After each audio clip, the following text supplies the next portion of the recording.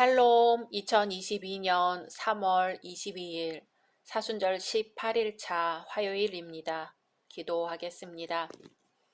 주님, 오늘도 말씀으로 이 하루를 열게 하심을 감사드립니다. 주님, 예수님께 옥합을 깨뜨린 여인처럼 우리도 우리의 소중한 것으로 주님께 사랑과 믿음을 고백하게 하소서. 그리고 각자의 겟세마네를 통과하고 있는 우리 성도들에게 힘과 믿음과 용기를 허락해 주소서. 예수님의 이름으로 기도드립니다. 아멘. 오늘의 말씀은 출애굽기 1장입니다. 야곱과 함께 각각 자기 가족을 데리고 애굽에 이른 이스라엘 아들들의 이름은 이러하니 르우벤과 시므온과 레위와 유다와 이사갈과 스불론과 베냐민과 단과 납달리와 갓과 아셀이요. 야곱의 허리에서 나온 사람이 모두 70이요. 요셉은 애굽에 있었더라.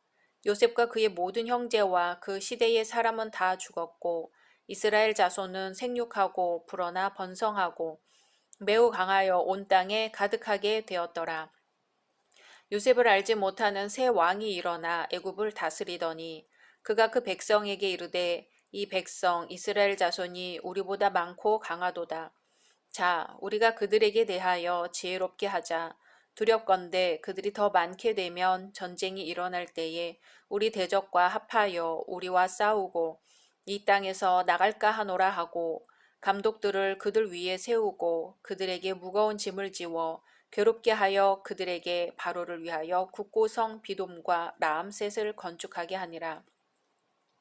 그러나 학대를 받을수록 더욱 번성하여 퍼져나가니 애굽 사람이 이스라엘 자손으로 말미암아 근심하여 이스라엘 자손에게 이를 엄하게 시켜 어려운 노동으로 그들의 생활을 괴롭게 하니 곧 흙 이기기와 벽돌 굽기와 농사의 여러 가지 일이라.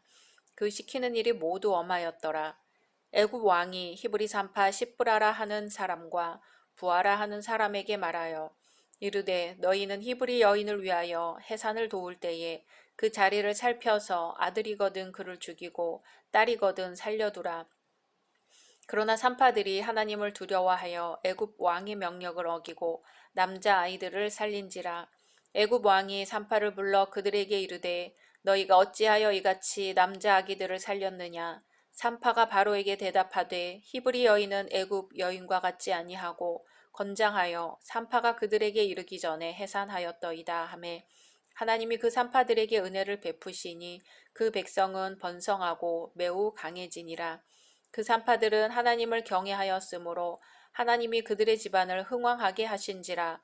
그러므로 바로가 그의 모든 백성에게 명령하여 이르되 아들이 태어나거든 너희는 그를 나일강에 던지고 딸이거든 살려두라 하였더라. 아멘. 출애굽기는 일찍이 하나님께서 아브라함과 체결한 횃불 언약에 근거합니다. 하나님의 출애굽 약속이 모세의 소명과 여호와의 10대 재앙을 통해 성취되어 마침내 이스라엘 백성들이 오랜 애굽의 압제로부터 탈출해 나오는 사실을 기록한 책입니다. 출애굽기는 창세기에 그 근거를 두고 있으며 나아가 제사제도와 성막제도를 다루는 레위기, 그리고 광야 방랑기인 민수기와 모세의 회고 기록인 신명기에까지 그 영향을 미치는 오경의 가교 역할을 담당합니다. 출애굽기라는 제목을 먼저 이야기해 보겠습니다.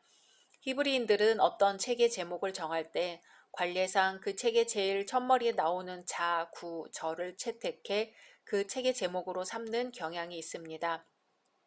그래서 출애굽기 역시 히브리어 성경 명칭은 웨엘레 쉐모트입니다.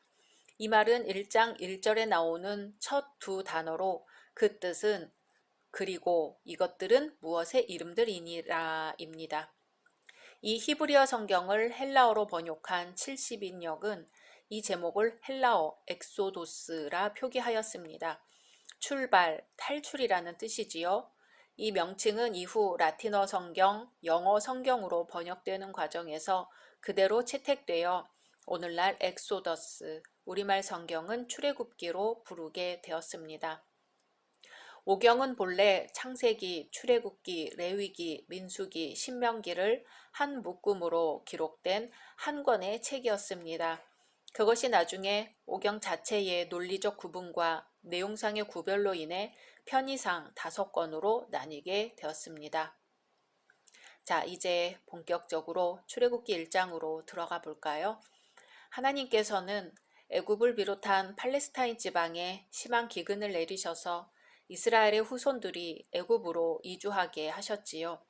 그리고 이미 준비하셨던 요셉으로 하여금 양식을 풍족하게 비축하게 하심으로써 이스라엘 자손들이 생육하고 번성하는데 어려움이 없도록 모든 여건을 마련해 두셨습니다. 이스라엘 민족은 비좁은 가나안 땅에서 사람들과 다투지 않게 되었고 오히려 넓은 애굽에서 번성할 수 있게 되었습니다. 뿐만 아니라 애굽 사람들은 이스라엘 사람들의 생업인 목축업이 부정하다고 여기고 있었기 때문에 자연스럽게 이스라엘은 애굽 사람들과 분리될 수 있었고 외부의 문화에 동화되지 않을 수 있었습니다. 또 한 국가를 형성할 수 있을 만큼 많은 인구로 성장할 수 있었습니다. 6절, 7절 요셉과 그의 모든 형제와 그 시대의 사람은 다 죽었고 이스라엘 자손은 생육하고 불어나 번성하고 매우 강하여 온 땅에 가득하게 되었더라. 아멘. 애굽으로 이주한 초창기 세대 사람들은 수명이 다하여 죽었지만 그 후손들은 큰 무리를 이루게 되었음을 증거합니다. 한편 애굽 왕 바로는 이스라엘의 후손들이 애굽에서 큰 무리를 형성하고 번성하는 것에 대하여 큰 우려를 갖게 되었습니다. 이스라엘 백성의 수요가 많아진다는 것은 곧 이스라엘이 애굽에 대항하는 세력이 될 수 있는 것이었기 때문입니다. 이스라엘이 번성하는 것에 우려를 표명한 애굽의 왕은 이스라엘 백성에게 무거운 짐을 지워 괴롭게 하기로 합니다.